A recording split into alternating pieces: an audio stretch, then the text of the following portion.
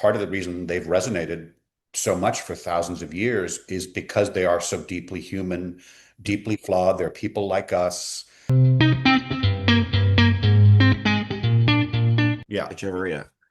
Wonderful, wonderful. Thank you. I'm very pleased and privileged today to be speaking with Rene Echevarria, the executive producer of The Faithful Women in the Bible, which is begins this week on Fox, which is just incredible. Thank you so much, Rene. Thank you for the time. I really appreciate this. Yeah, it's great to be here with you. Good morning. Good morning. It is wonderful to chat about this. I mean, this is uh, a fairly epic scale. It's something we haven't seen a lot, especially on network TV in recent years. As you tell the story of these seminal biblical women through the story of Genesis over 3 nights. Am I right? 2 hours over 3 nights. Correct. Uh, Yes. Yes. so how does something like this come to be? Like this is sort of a grand narrative. Well, my partner on this project is Carol Mendelsohn, and she's a powerhouse producer in Hollywood. Responsible for the CSI franchise more than probably anybody. She ran it for years, was the head writer and executive producer, and it was she who came to me and said, I want to do a project about the women of the Bible. She knew I was a believer and that I love the Bible, and that's why she reached out to me. And I jumped at the chance to work with her. And part of the reason that you talk about the scale of the project is, she tapped her Rolodex and brought on board as our first director a colleague of hers who directed dozens of CSIs, which was a very well put together show. And yeah, that's kind of unusual, in this kind of biblical storytelling to have that kind of production value. But more Yeah, important, to us is our uh, you know, the themes and the story that we're telling and the biblical fidelity of it all. So yeah, we're super excited. Premiere on March 22nd with the story of Sarah, and then on Palm Sunday with the story of Rebekah, and on Easter Sunday with the story of Sarah and Leah. I'm sorry, that Rachel and Leah. Rachel and Leah. Rachel and Leah. Um, it is interesting because again, like you have the countless women in Scripture Mhm. who you could have focused on, but you decided to land and primarily focus the lens in Genesis and Yes. on these three stories. I was wondering what was the thinking behind choosing their journeys as your focus?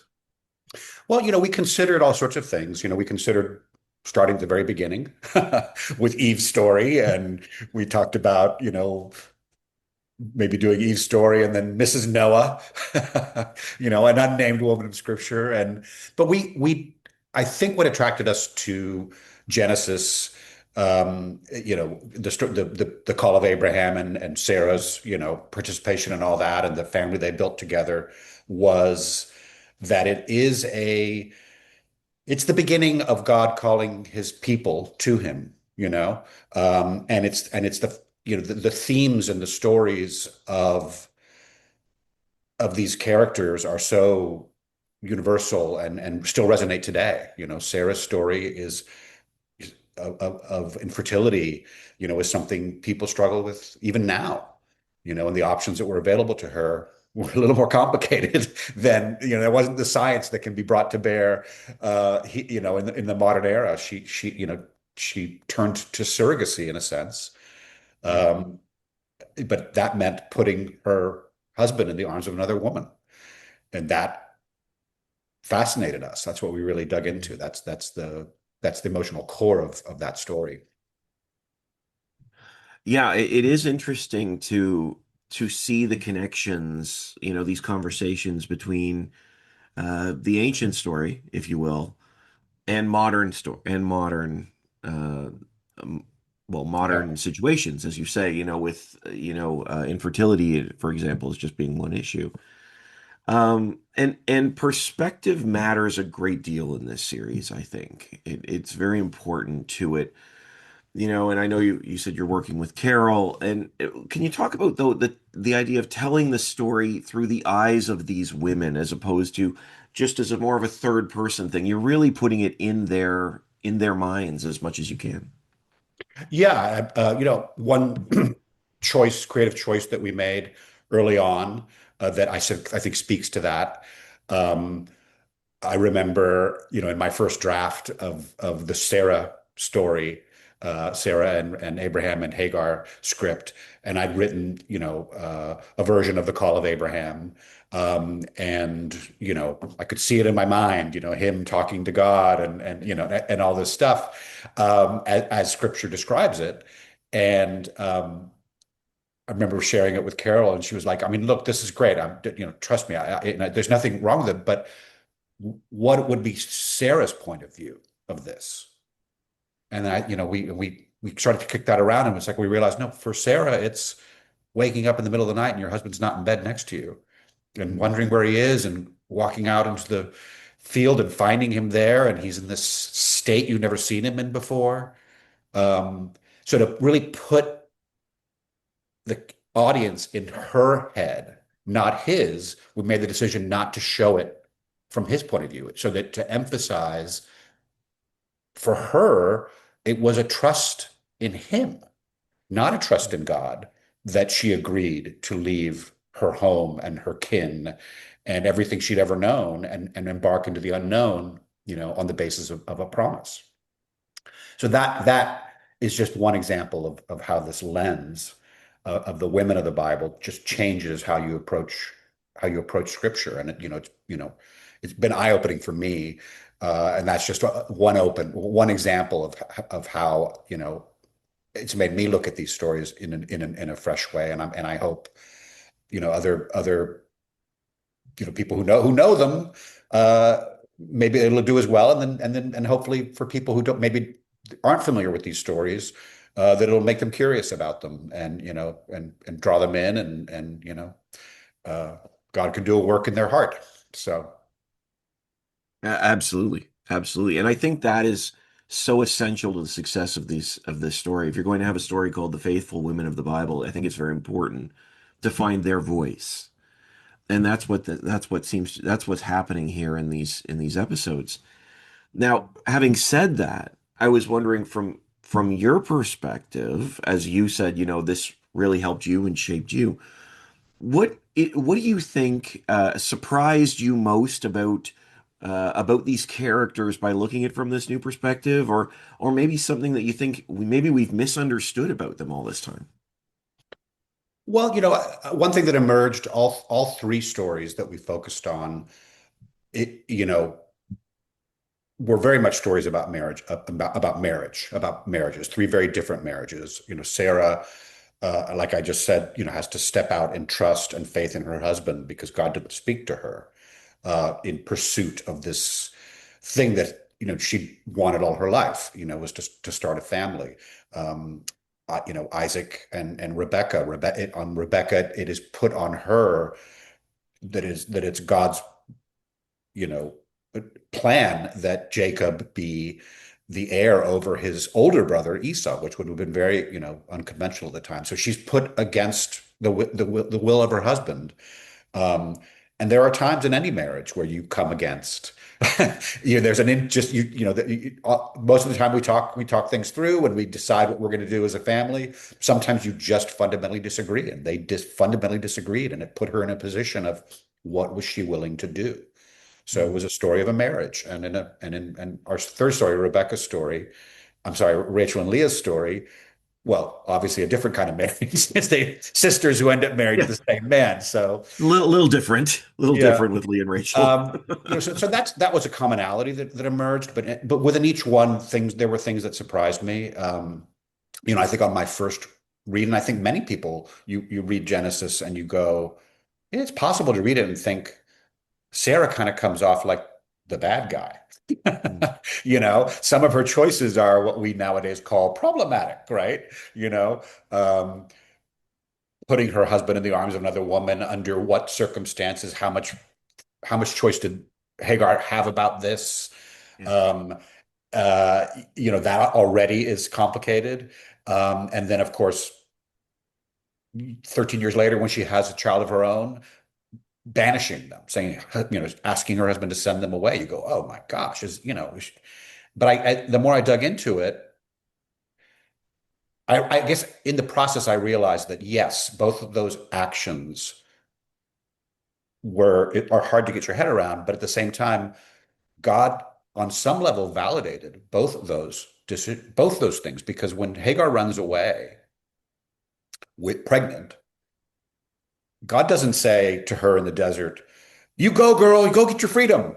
You know, he says, "Go back, go back to your go back and give this child to Sarah."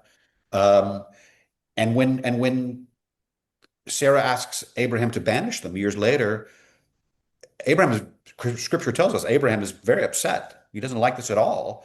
But God later tells him, listen to the voice of your wife. So on some level, God was validating not the choices Sarah made, but I like to think, yeah, I think Sarah stumbled in her faith when she decided to take matters into her own hands and you know recruit Hagar, and the result was Ishmael. But as Romans tells us, God makes a good work of all those he calls to his purpose, right? So God made something of that. He blessed Ishmael.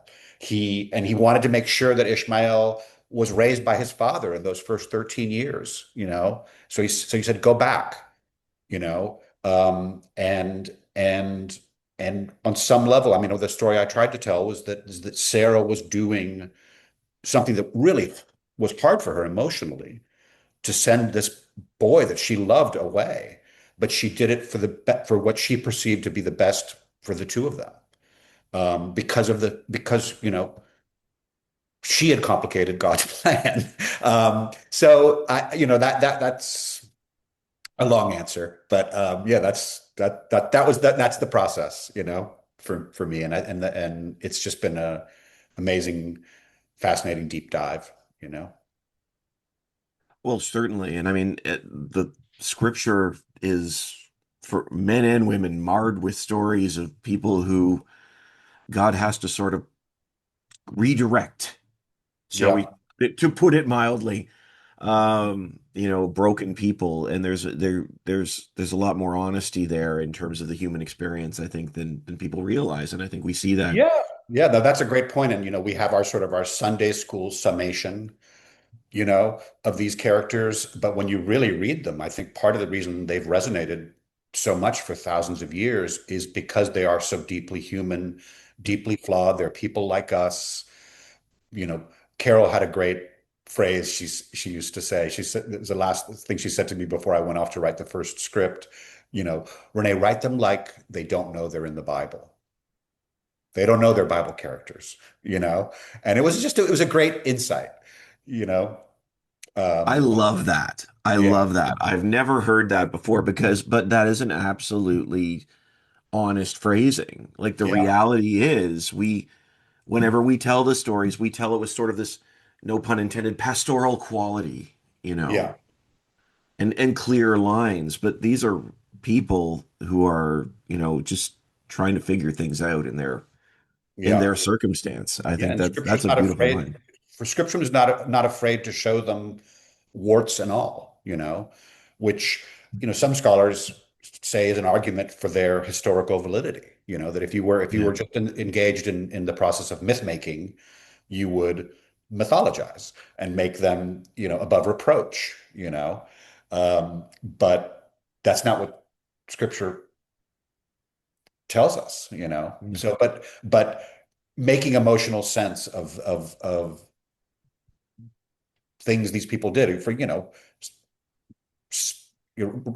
Rachel, and Leah sleeping with her husband, with her sister's husband on their wedding night. Yeah. Make emotional sense of that, without making her the villain, or yeah. It was really, really uh, the best challenge of my career. I love that. And I mean, certainly you've had lots of experience. I mean, Star Trek, with all the writing on Star Trek, that's a series that's really about perspective. And Mhm. so to be on a series like this, taking you into that lens as well from in a different context, I think is an incredible experience, to be honest. It Yeah. sounds like Yeah. really formative. Uh, Honestly, Renee, I really appreciate the chance to chat with you. Thank you so much. The series does air on Fox three successive weeks, beginning on the 22nd. Is that right? At 8 p.m. Is that correct? Correct. Yes, three, and then Palm Sunday, and then on Easter Sunday, and to be clear, that's Fox, your local Fox station, where you watch your football. That's right. There it is. There it is. Football and Bible. Thank you, Fox. Renee, thank you so much for the chance to chat. I really appreciate it. Have It a was wonderful great to day. talk to you too. All Great to right. talk to you too. All right.